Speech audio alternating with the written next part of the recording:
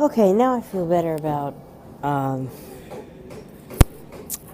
just recording. There was someone like literally sitting across from me last time when I first started this, or when I first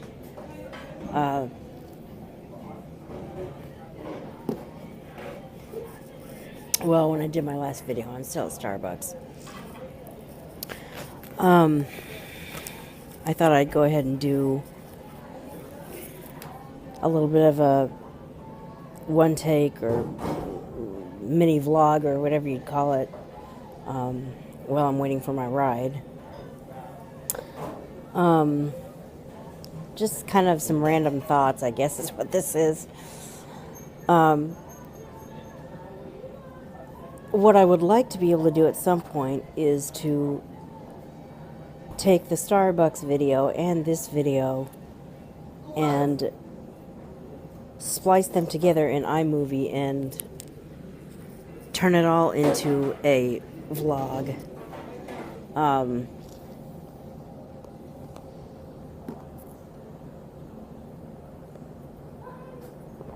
I guess I could have called the last one 3, 4, 16 vlog part 1, but anyway, that's the point that I'm hoping to get to.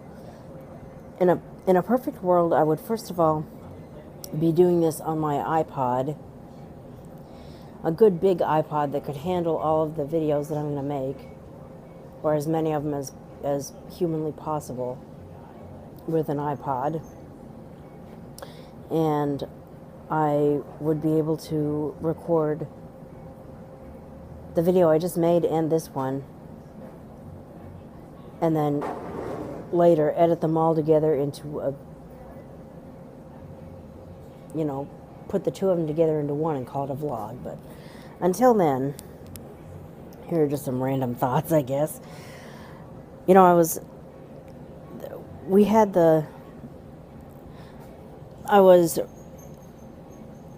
riding into Starbucks today, and the driver had the radio on, and they were advertising their online contest or something, and they go, "Why call when you can click?" And I'm thinking, because when you try to click, you only have a 50-50 chance at best that the website that you're clicking to is meant to work with programs that blind people use to read out loud or to read the screen. You're looking at this video right now. You can close this video and then go to www.myfavorityradiostation.com, whatever your favorite radio station might be, or www.myfavorityradiostation.fm, whatever, and look at the screen, read the screen with your eyes. Obviously, I can't do that as a blind person, and neither can any other person that has no vision or not enough vision to read print that you might know. So we have to rely on the software programs that read out loud what's on the screen. And if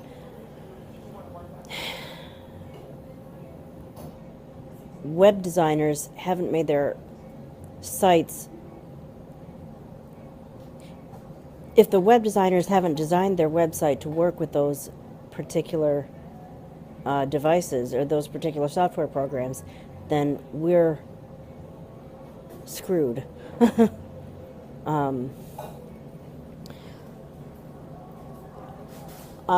That's something else I'm hoping to do at some point.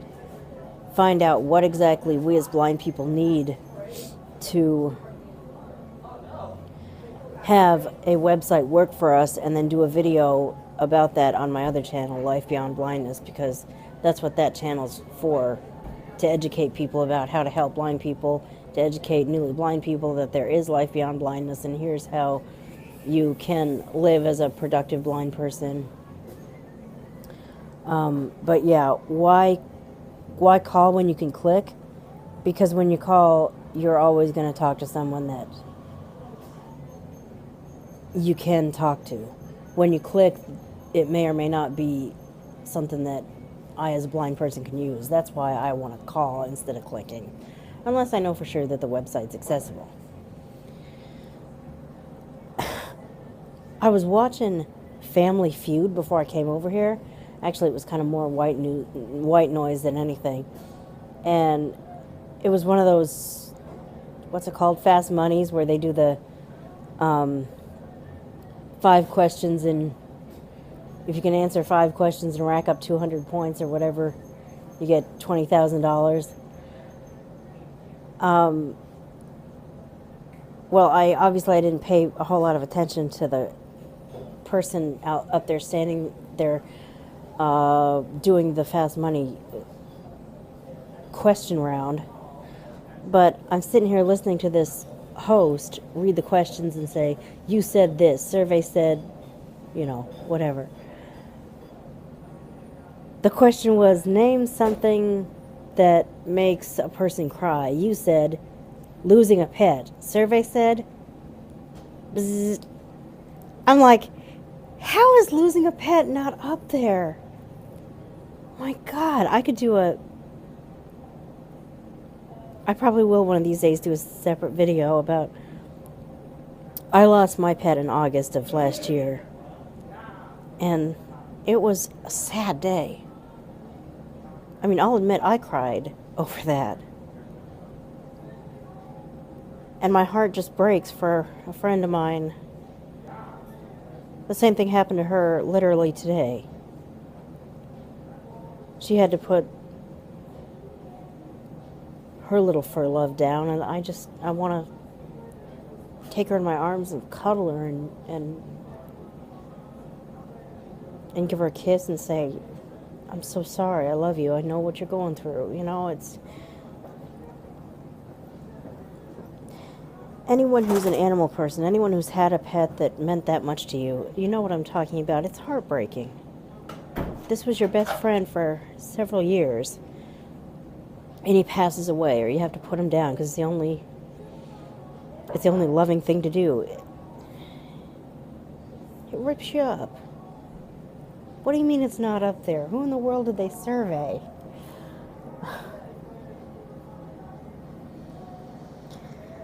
Oh, so much to buy. And I mean, this is why you save up to buy stuff, because there's often a lot of things to buy. Oh, good grief. I'm not going to list off everything I want to buy, but unfortunately, they all cost upwards of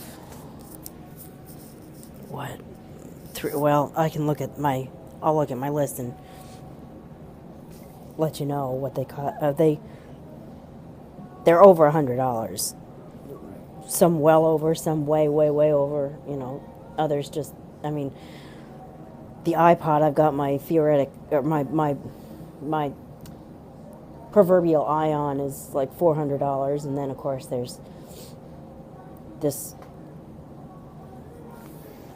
There's a better model of this than the one I have. I'll show it to you out of the case one of these days, but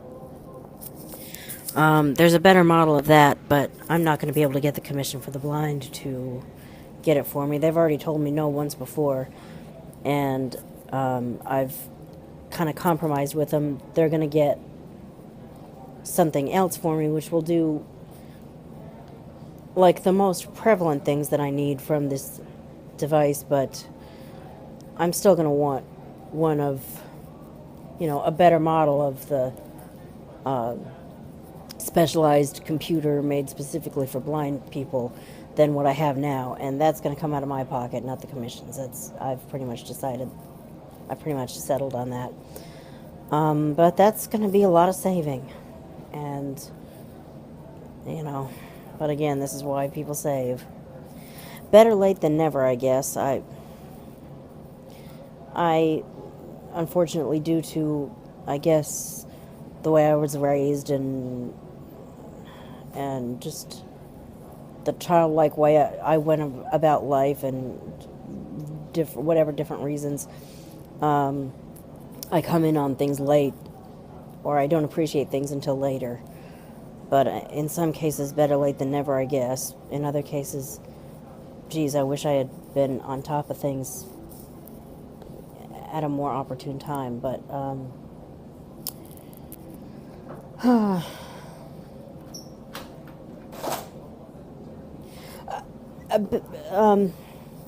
found this book.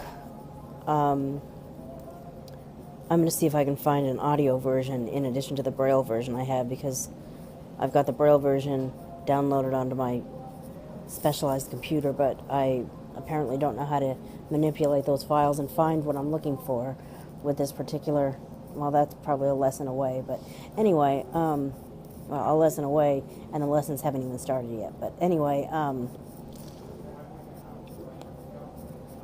I've discovered this book called How to Not Move Back In With Your Parents, or something like that. Basically, it's about how to handle your money. And although I am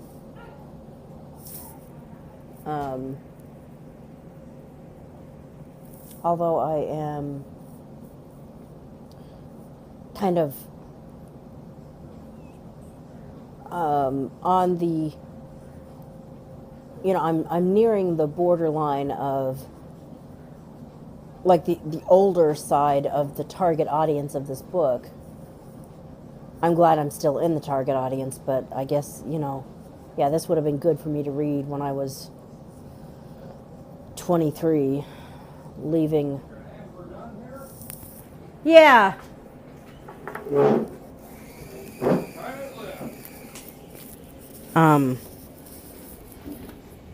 Well, I've got to go. I think I'll finish this later.